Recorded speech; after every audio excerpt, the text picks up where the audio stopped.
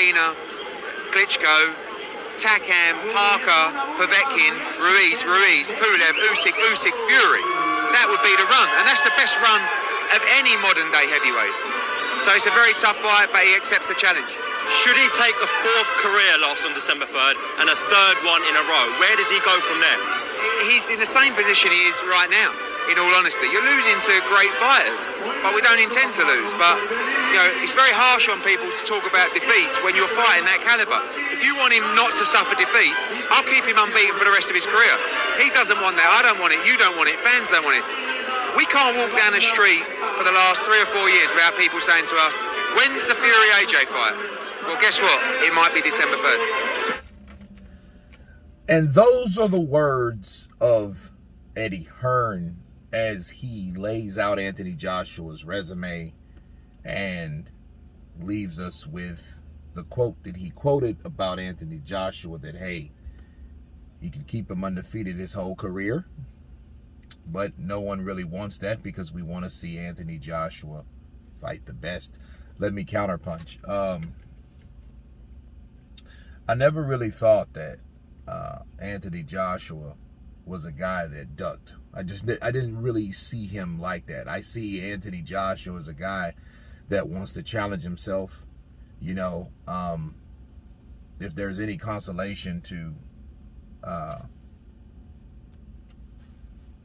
him fighting the best, you know, he wouldn't have took on Klitschko, because I didn't believe he was going to beat Klitschko. I thought Klitschko had just too much.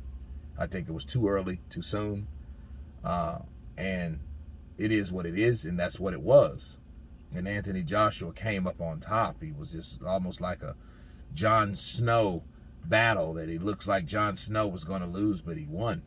That's what it reminded me of. It reminded me of somebody that, you know, didn't give up, didn't quit, kept fighting, and eventually, you know, success came his way.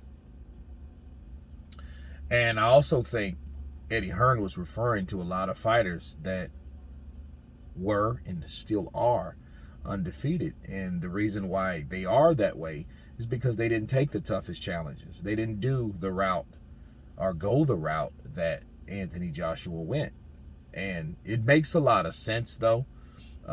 You know, he was throwing shade at Tyson Fury, you know what I mean? Because Tyson Fury was, you know, he took 3 years off and he fought a lot of tune-ups and he didn't fight a lot of fighters. And see, if Tyson Fury loses, now I want you guys to listen to me. If he loses to Tyson Fury, that would only prove him ever more so right, because Tyson Fury, you know, could have fought Joshua a long time ago. He could have fought Joshua when he came back to the scene. He could have signed with Matchroom. He just turned that down.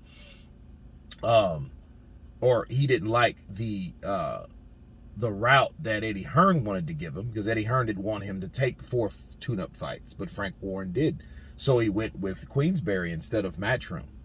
So it wasn't like, you know, Eddie Hearn was not even an option for Tyson Fury to come back to the sport. It was just where Tyson Fury was, you know, nobody know where his last destination could be.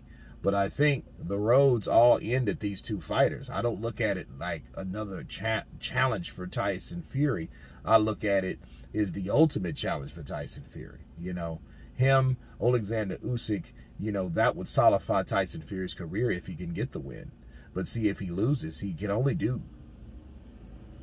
2 things, or really 3, but win or lose or draw. And then if he draws to someone else, that would be another draw on his record. And we will look at Tyson Fury as a guy that never lost, but he's been in enough controversial fights to have not every win. So I like the attitude, or should I say, I like what Eddie Hearn said, because I don't think that Anthony Joshua was brought along to become undefeated, because it's a lot of fighters that you see, they're only keeping their undefeated record because of the fighters that they're fighting, people we never heard of. But anyway, you guys tell me what you think of Eddie Hearn speaking on Anthony Joshua and his career. Of course, please subscribe, and you guys been Counterpunch. Peace.